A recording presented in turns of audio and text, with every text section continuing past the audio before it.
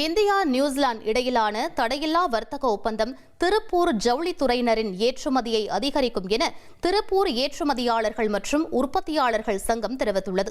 இதனால் நியூசிலாந்து நாட்டுக்கு அதிக ஏற்றுமதி செய்து வரும் திருப்பூர் ஏற்றுமதியாளர்களுக்கு நல்ல பலனை அளிக்கும் என கூறப்படுகிறது. திருப்பூர் பாத்தீங்கன்னா நிறைய நாட்டோட எஃப்டிஏ பேசிட்டு இருக்காங்க. அதுல கிட்டத்தட்ட 9 நாட்டோட எஃப்டிஏ சைன் ஆயிருக்கு. இப்போ நியூசிலாந்துங்கிறது நம்மளுக்கு புதிய வரவு. இப்போ அதனால பார்த்தீங்கன்னா இப்போ நம்ம இருக்கிற கடந்த காலத்தில் நம்ம என்ன ஏற்றுமதி பண்ணணுமோ அதுலேருந்து 4 மடங்குகள் அதிகமாக இருக்கணும் வாய்ப்பு இருக்கு. இது கிட்டத்தட்ட இந்தியாவுடைய அடுத்த ஜவுளித்துறையில் ஒரு வளர்ச்சியான சூழல் உருவாகும். உலக அளவில் 6ஆவது இடத்துல இருக்கிறோம். அதான் இந்திய நாடு பெரிய நாடு, 140 கோடி மக்கள் தொகை நாட்டில் ஜவுளித்துறையில் நம்ம 6ஆவது இடத்துல இருக்கிறது இது பெரிய ஒரு வெக்கப்பட வேண்டிய விஷயம். இதுக்குண்டான மூலப்பொருளும் இந்தியாவில இருந்து நாம் பின்தங்கி இருக்கிற அப்படின்னா இது மாதிரி அரசாங்கம் இதுக்கு தனி கவனம் செலுத்தல.